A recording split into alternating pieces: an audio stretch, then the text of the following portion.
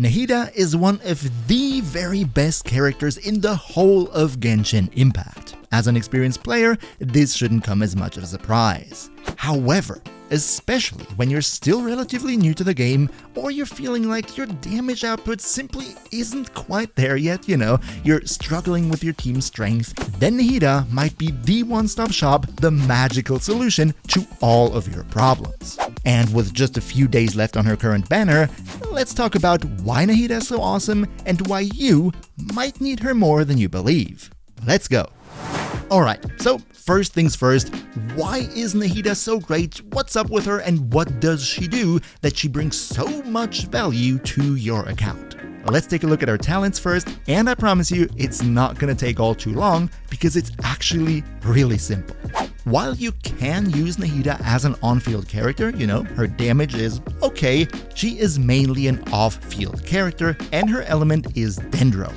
Now, the thing that makes her so spectacularly great and sets her apart from basically every other character out there is that her Dendro application is absolutely humongous. With her elemental skill, you can change into a sort of aiming mode where you can mark enemies. After the enemies are marked, they will have Dendro applied to them for 25 consecutive seconds, alright? That is a lot of time. And not just that, also the enemies that you marked will have like a green Dendro string attached to them with which they are all connected, like a big spider web. Now, the crazy thing is that whenever you trigger a Dendro-related reaction on one of these enemies that are connected to one another, the damage from that reaction is going to be mirrored to all the other enemies in the network. So one reaction is dealing damage to everybody around you. Now, suffice to say, this does have a little bit of a cooldown, so you cannot have this effect with every single hit that you do, but still, it's a lot of free damage, and where I come from, we call that pretty darn good. And as if that's not enough, you can just re-trigger the skill because the skill cooldown is only 6 seconds. So, long story short, with Nahida, all you ever need to do is get her onto the field, quick aim at all the enemies for 1 or 2 seconds, switch her off, and then the rest of your team will be able to deal with those enemies that have Dendro applied to them for 25 seconds that also have mirroring damage between one another. I cannot stress enough how absolutely awesome this Dendro application is, which not only makes her the best Dendro character, but one of the best characters in the entire game. Now, very quick about her burst, I don't want to talk all too much because this is not a dedicated character guide. Let me just say that in terms of energy, it's relatively cheap to cast, and what it does is it basically makes everything that your skill does just a lot better. And I'm fully aware that this is not a word, but you get the point. Alright, so Nahida has good talents. So what? Why does this make her so specifically awesome for new players and those who struggle with damage output? Well, let's talk about that right now. If we talk about Nahida and we talk about Dendro, there is one elemental reaction that we absolutely have to talk about, and that would be Hyperbloom. I'm sure most of you already know how Hyperbloom works, but just in case you don't, here is a very quick and simplified rundown. If you apply Dendro and Hydro to an enemy, a little green thing called Dendro Core will be spawned on the floor in front of them.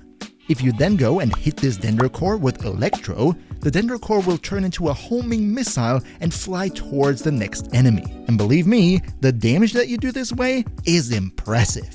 And with Nahida, being the best Dendro character in the game and Hyperbloom being a Dendro reaction, you can pretty much see where this is going. But now, what is so special about Hyperbloom in specific that we want to go for that instead of other Dendro reactions like Quicken, Aggravate, or whatever? See, here's the thing. If you want to deal great reaction damage in Genshin Impact, usually what it boils down to with pretty much every reaction team you can think of is you want to have a full team built. You want to have all your characters on a decent level, they need to have the perfect artifact sets with the right main stats, good substats, you need the weapons leveled up, and so on and so forth. In other words, if you're still relatively fresh and you just don't have all the characters you need for the perfect team, you will simply struggle with the damage. Believe me, I've been there and it took me quite a while to get good.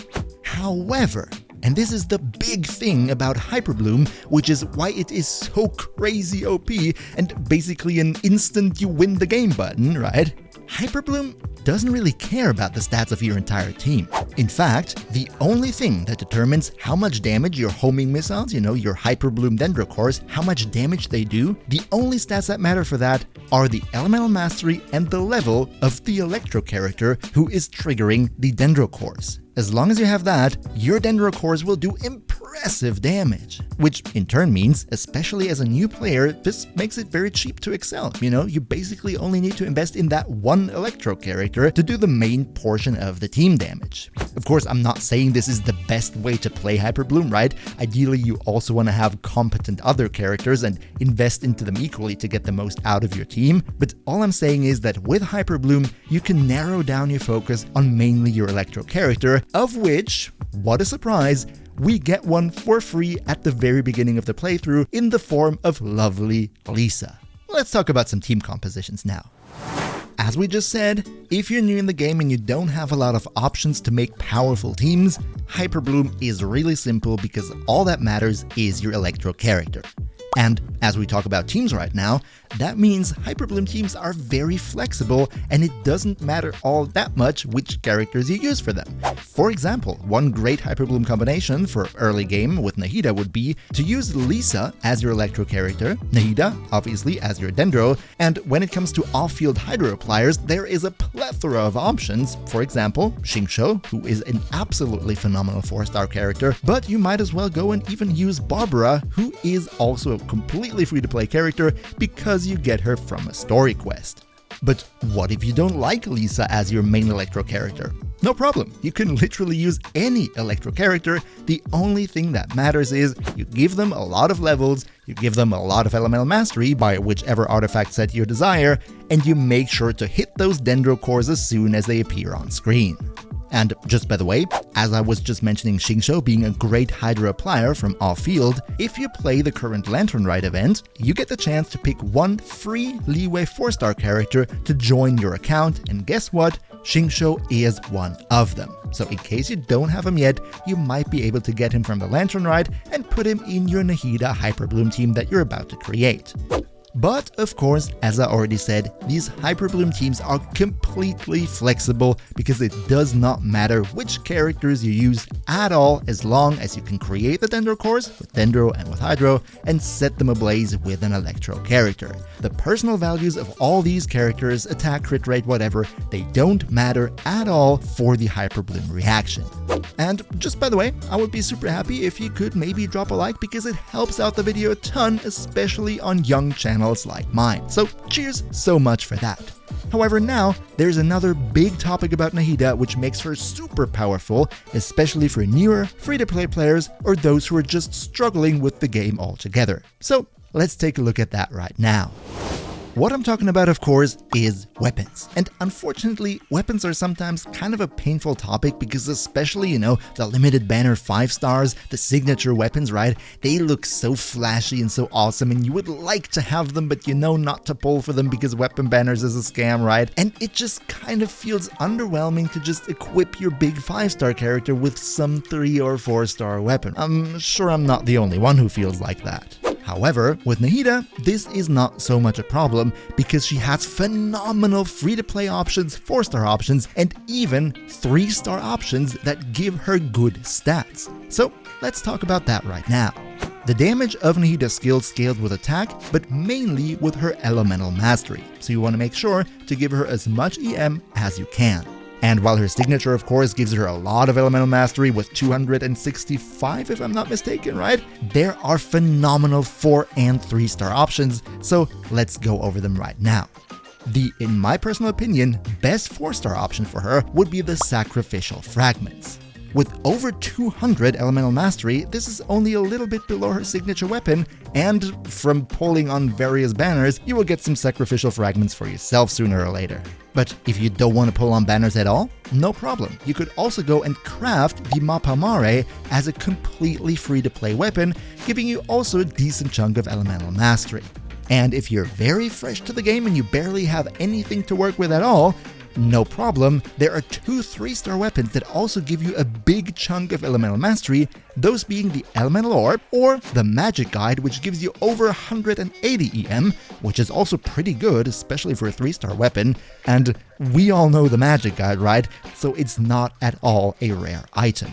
All these weapons will make sure that your Nahida has a good elemental mastery stat and therefore not only enables all those Dendro reactions, right, but also does quite some decent damage by herself. And now it's time to talk about a certain topic that I feel needs to be spoken about way more in the community, and that is open world friendliness. Now, I know, as a Genshin creator, I'm guilty of this myself, but most of us, when we talk about characters, we showcase them in the Spiral Abyss and how great they can clear the Spiral Abyss, and look at this team rotation and everybody has their burst back on cooldown, yada yada yada, and so on and so forth. And while specifically in the Spiral Abyss or other domain content, having a pre-made team with their team rotations and their bursts and cooldowns and energy recharge, right? While this makes perfect sense in this type of content, most of the time that we spend in the game, let's be honest, is in the overworld, doing our daily commissions, running story missions, exploring the world, or just farming for ley lines or artifacts. And the one big difference between the domain and the overworld content is that on the overworld, there's a lot of unpredictability. Basically, working out a pinpoint accurate team rotation with bursts and everything simply does not work in the overworld all that great. So you might wonder, if all those perfect Abyss teams don't really work in the overworld, what does work in the overworld? You can of course use your bursts when you feel like it, but mainly build a team that works completely fine without bursts at all. Especially when it comes to that, and general overworld playability, then Nahida has another big plus here, because as we initially said, the main thing she does is her elemental skill, and then you swap her out for a different character. Yes, her burst makes her skill perform better, right? But truth be told, you don't need it to make her usable at all. So yeah, Nahida does not only allow you to deal crazy tons of damage through Hyperbloom, but also works perfectly fine in a more chill overworld team. Just wanted to say that because I feel overworld is something that isn't spoken about enough in the Genshin community. Now, before we wrap the whole thing up and end the video, there is one more very important thing that I want you to know, and that is that even though in this video I made quite some advertisement and promotion for Nahida, obviously, right, don't feel FOMO'd into pulling on her if you don't want to. Yes, Nahida is one of the best characters in the game, and I personally think she brings a lot of value to every single account out there. But just like every other limited banner 5-star, there will be another chance to get her. The banner will eventually return. It just might take a while. So, in case you don't have the primos right now, or you just feel like you might not need her at this point in time, then it's still a perfectly legitimate decision to skip her on this banner. Especially if you're saving up your primos to get some other character that might be coming up soon, then I don't want you to throw them at the screen right now just because GIBlacky said Nahida is a good character, even though you might feel like you don't actually need her all that much. At the end of the day, nobody knows better how to manage your primos than you yourself. As you see, Nahida can do a whole lot for you if you're new to the game or you're struggling with the damage output.